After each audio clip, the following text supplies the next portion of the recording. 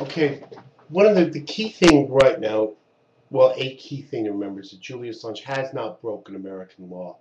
After the Pentagon Papers, the Supreme Court of the United States determined that the First Amendment rights allow journalists to publish secrets that they come across. That the weight of holding secrets lies upon the government. The thing is, though, to remember is that Julian Assange didn't publish these in America.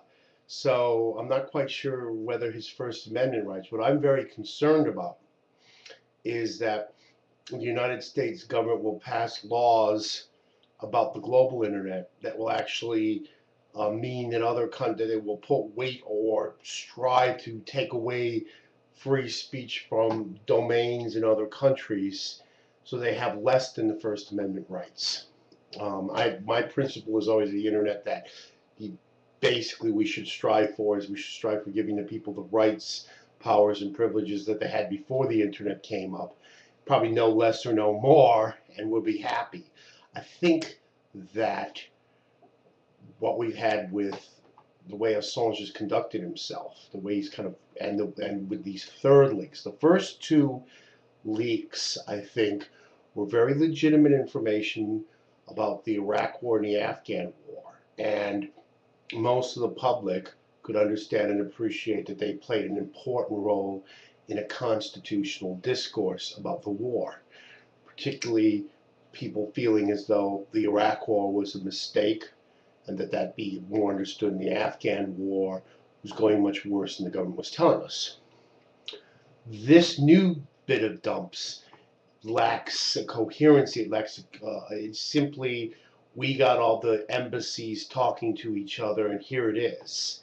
And then Assange himself has been somewhat of a problem in his own, his own ideologism and radicalism, and his almost inability to respect the fact that most people who aren't on Twitter are going to be concerned about this.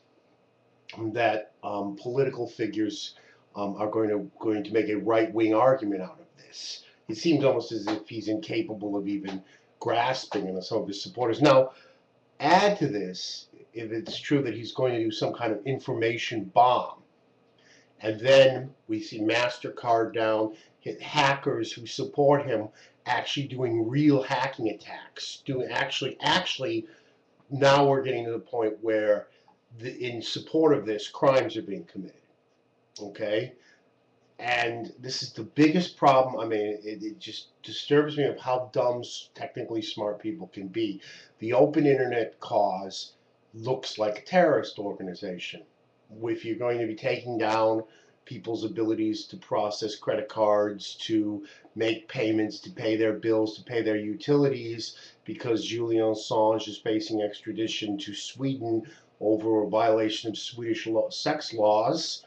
You get a group like that, groups come in and start taking down, global financial services because of that, then that's even going to add more weight to the ability of the United States. And even if the United States can't, because of First Amendment laws, prosecute an American for releasing these in America, and they very likely can and probably have more ability to regulate the speech of countries outside the United States. And they very well may pass laws that I think could sail through Congress with Assange as the poster boy and WikiLeaks as the as the cover, and this kind of weird organization anonymous with its robot voices and stuff like that. I mean, it was funny when they were taunting the Scientologists, freaks poking freaks, but it basically becomes all the 9/11 for people who want to restrict the internet further.